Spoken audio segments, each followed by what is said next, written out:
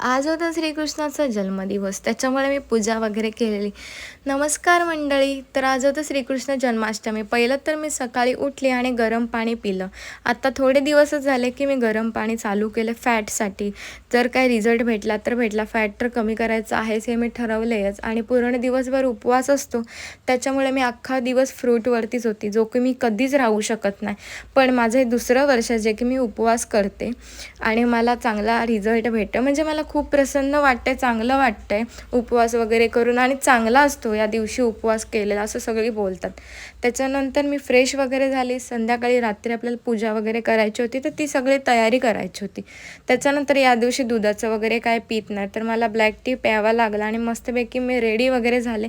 आणि कृष्णाचा ड्रेस इतका सुंदर वाटतो, आईंनी मथुरेवरून आणलेला. आणि मी सगळी पूजेची तयारी करून ठेवलेली, फक्त पूजा वगैरे करायची होती. आणि हा सण तो पूर्ण देशभरात वेगवेगळ्या ठिकाणी श्रीकृष्ण जन्माष्टमी उत्साहात साजरी केली जाते. इतका सुंदर असतो. आणि दुसऱ्या दिवशी गोपाळकाला, या दिवशी कृष्णाचा जन्म होतो 12 वाजता. त्याच्यामुळे सगळं 12 वाजता पूजा वगैरे केली. कृष्णाचा जन्म झाला, त्याच्यानंतर त्याला नैवेद्य म्हणून दूध आणि पोहे, तर हे सगळं दाखवतात. आणि ज्याचा उपवास असतो ते 12 वाजता सोडतात आणि थोडंसं ते खातात.